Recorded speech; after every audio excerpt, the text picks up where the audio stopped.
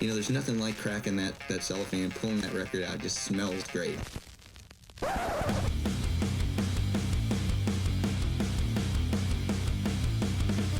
Welcome to BODS Mayhem Hour. Non-stop hardcore energy. I love the show, guys. You're awesome. Unlike any other. With your host, John the Bod, a.k.a. the Bod Father. Man, this stuff rocks. The views and opinions of the guests do not necessarily reflect the views and opinions of BODS Mayhem Hour, its staff, affiliates, or sponsors. Parental discretion is advised. Welcome to BODS Mayhem Hour.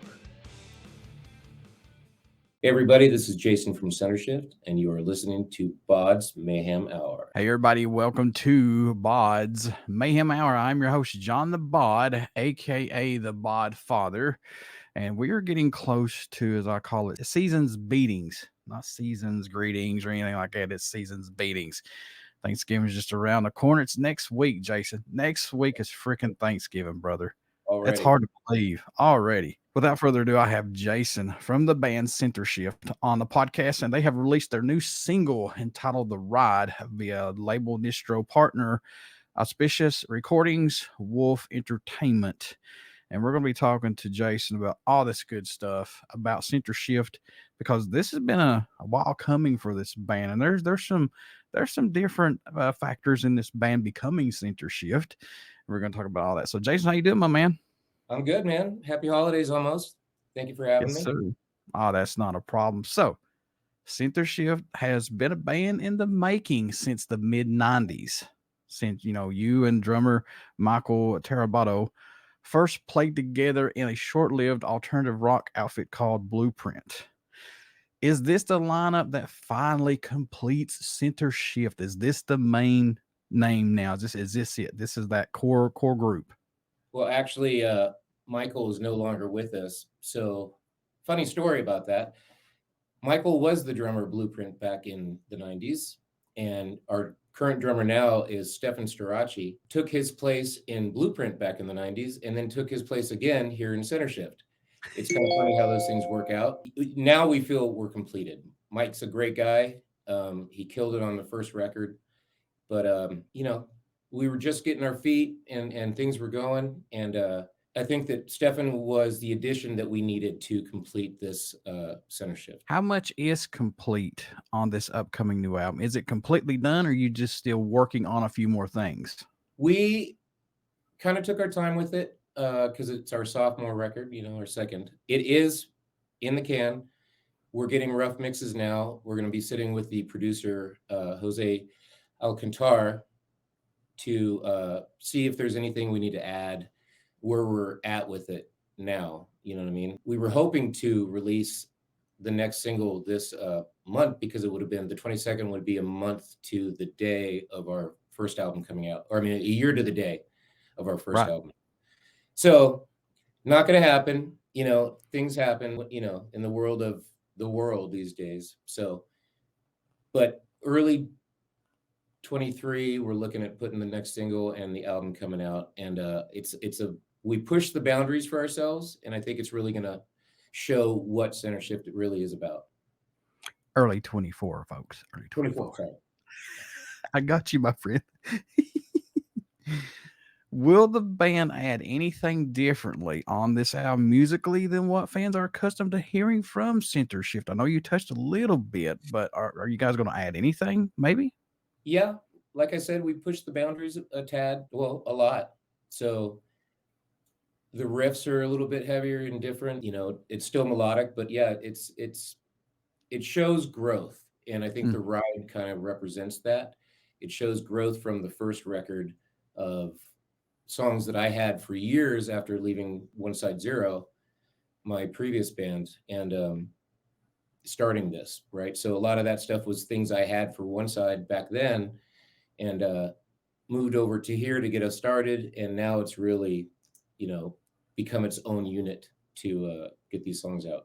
But how good, Jason, does that feel to see that stuff you had for One Side now seeing the light of day with Centershift and seeing it come alive? Man, I know it's got to feel good to finally get them out and be done with them. Oh, yeah. To go back in the studio with Jim Wirt, who did our first One Side Zero record, And for him to do the first Centershift record, it just made sense. And for those to see the light of day, almost 20 years in coming, you know what I mean? Some of those were like 20 years old. And I think that that's reminiscent of the new metal, genre back then when we were categorized as that. But I think it gave us the start. So yes, I was very grateful for that. I love hearing those backstories because, for the folks who are out there listening that don't realize, some of these songs are 20, 30, 35 years plus old songs and riffs that are just sitting there. Yep. And then when you see them that come to the light of day, it's like that's so much satisfying, because it's cool to go back and dig through those and just see where it's ended up now. Definitely. How's the fans' feedback been on the release of these new singles, Fade Away and The Ride? What have you seen that's fueled your guys' fire, possibly, if anything? Fade Away actually it's kind of interesting. It was a sleeper. It started getting a lot of streams and downloads on its own. And all of a sudden we took notice to it. We were looking over here, and then Fade Away was doing this. And so we had to pay attention to it and release it as a single. So we're super grateful for that. Didn't expect it. It was kind of like more of a personal song, didn't think, but maybe that's why, because it was like more personal and I've always felt that fans of artists feel the honesty and they follow the honesty of a band, for bands like us, you know what I mean? And then, but to see that people are accepting it and liking us, it's overwhelming, because, coming from One Side Zero that was on Warner and Maverick and touring all over forever for years, and then starting fresh again and building our own fan base and not using the past band's names was very cool. Was it a little difficult starting over again, so to speak, with a new band, knowing you had stuff in the can? Was it a little bit difficult to finally just start all over again, or no? Yeah, definitely. Because, out here in Los Angeles too, there's so many amazing bands and there's so many great artists and stuff. And so you're kind of lumped into that immediately. And for you to come out of the gate and not really capitalize or try to use where you came from or things like that and be your own band, yeah, you're working hard again. You're doing the steps, and the industry is so different now that you have to really kind of navigate through it and think outside the box, So, yeah. You said the nail on the head right there, man. Is like not living in that shadow where you once was. And that's so hard for people to break that mold because they're just so used to it. Definitely. Was there a track for the album that totally ended up sounding different than what it was intended to? Was there one that kept changing for you all, or no? Yeah, I think that they all kind of do. And that's what the glory is with a producer, right? That's why you hire a producer. You trust them. They become your fifth member, so to speak, and really kind of work the songs the way that you didn't see them that way. So that's why you hire them. And I look forward to it. I love when songs get ripped apart and go, oh my God, I never even thought of that.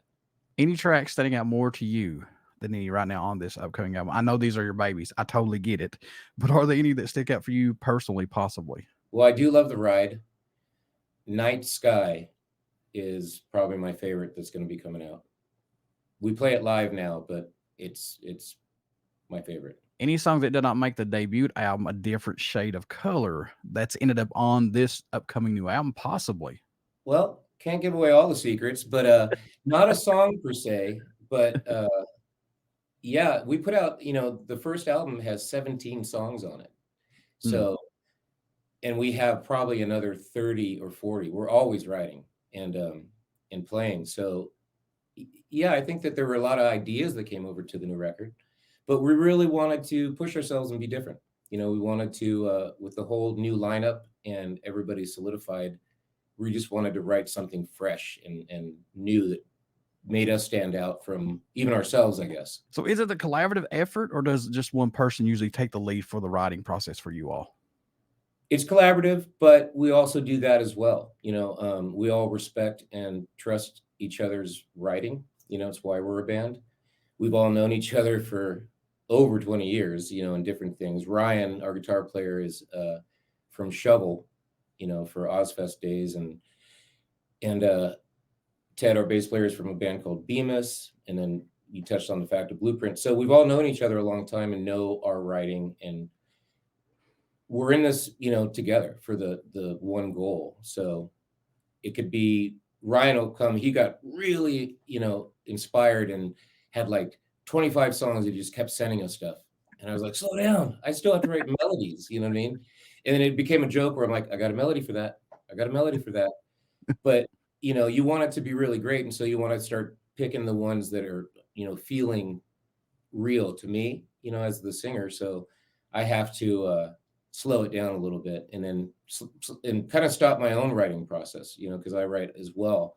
And Ted, so we've got so much material, it's crazy, but we just focused on what we thought was the best. Well, since you got so much material, do you think we'll ever see a double album, or are you just going to release EPs with all that, or don't know at this time? Don't know. We did the first record, we tried something new and we released it in pieces. It was a 3-part release.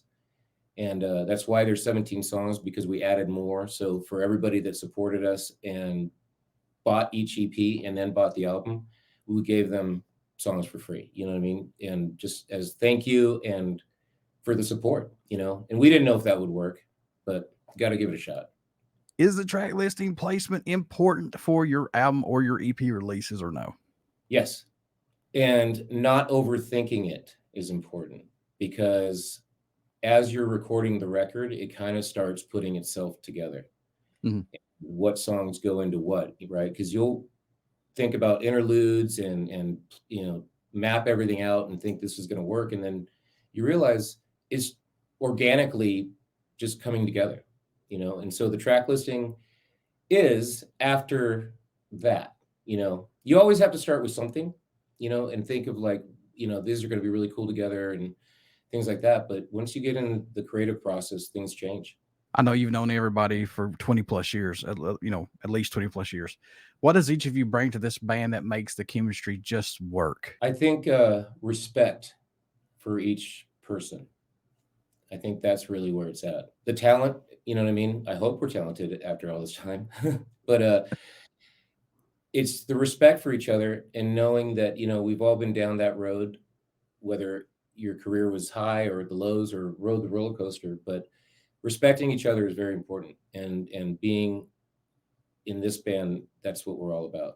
What's the growth musically you've seen from yourselves working on this upcoming album versus the debut album, A Different Shade of Color, if anything? Man, what's the growth musically that you've seen that's gotten stronger or better for you all? Each person really pushed themselves, and it started with the drums, right? And so if he was going to push himself on the rhythms and creating these cool and different beats that are out of his comfort zone, I was going to do the same.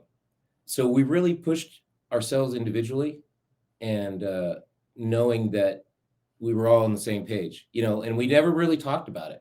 It just we could kind of tell, that, wow, you're really stepping out of the box there and doing things that were kind of like not in our wheelhouse at first. And you got to, right? Because there's no real direction of what you're supposed to do. There's no right or wrong here. You're making art, and some people like it and some people won't, but if you're honest with it, I think that's the ticket, And I'm not knocking anybody out there, because I know everybody's doing this because they love it. At least I hope that's what they're doing it for, because they love it. But there's so many bands that every song kind of sounds like the other band. And I like those bands, like you said, that push themselves, that want to find their own sound, and don't want to be just like the status quo band that you just heard on the radio. I mean, how difficult is that for you guys, or you just let it flow? That's a great question, because I didn't want to be Jason from One Side Zero.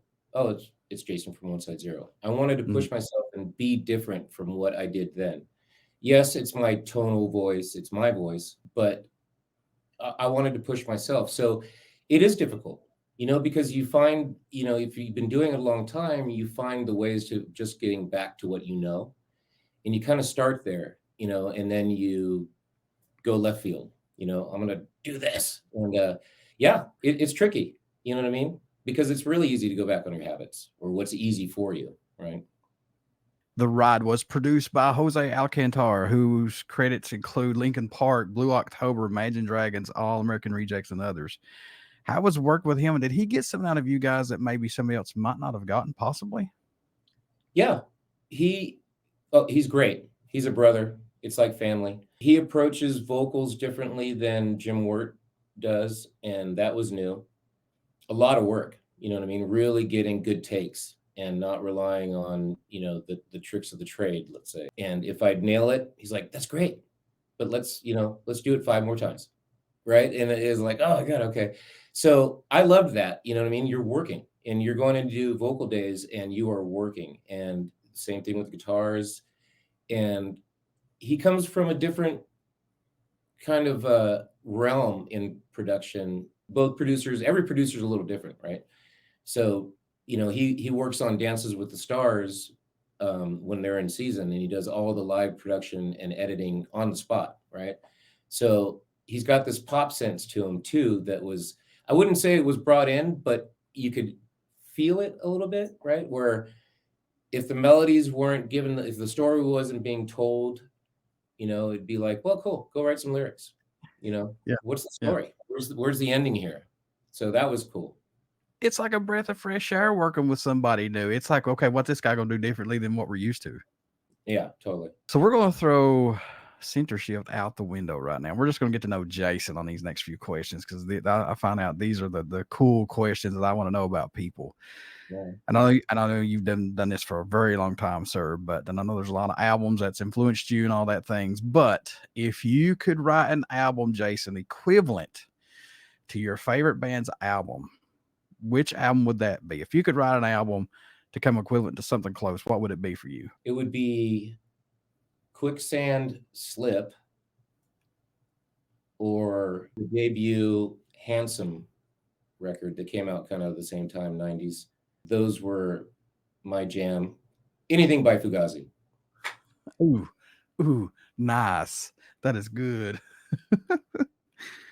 What's been your most memorable show that you've been a part of, possibly that you still can't believe to this day that you've been a part of?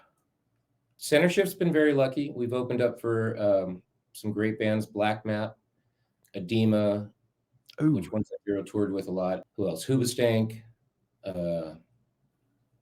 Yeah, we've done some really great shows in Centershift. But one side we were being on a major label. We did a lot of national touring, and we were out with 311 and Incubus and Static X and Soulfly and Edema, everybody. And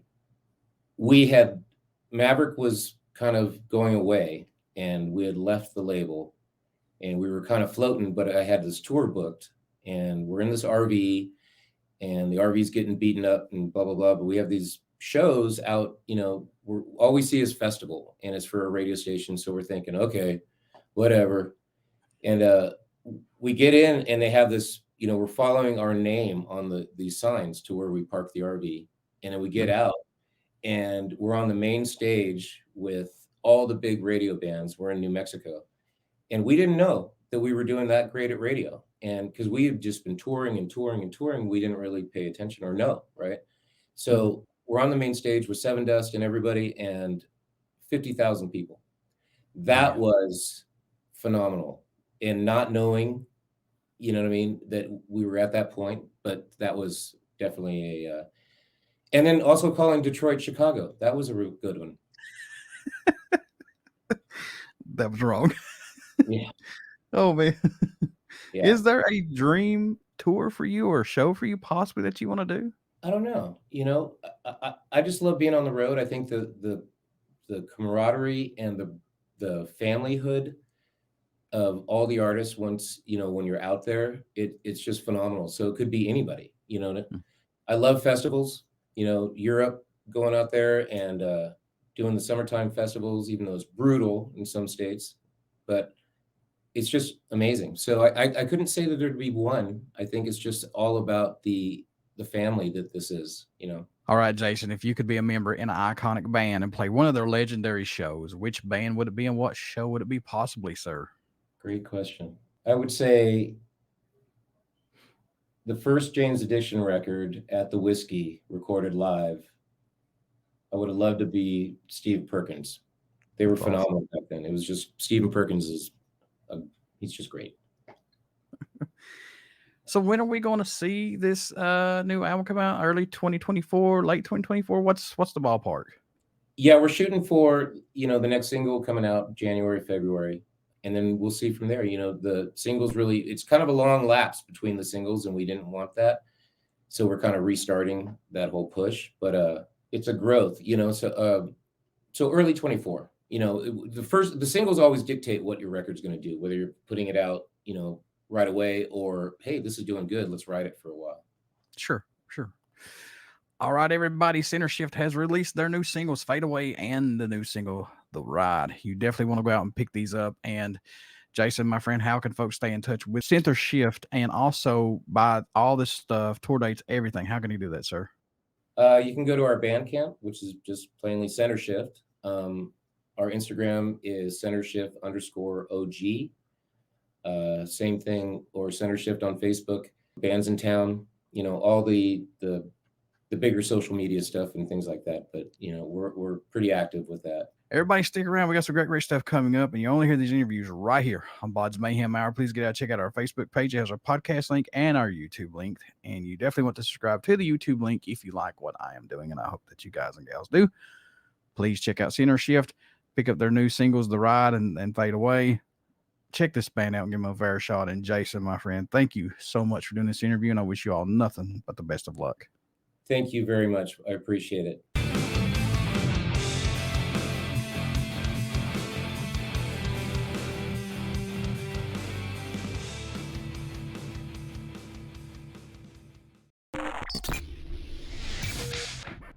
You're listening to BODS Mayhem Hour.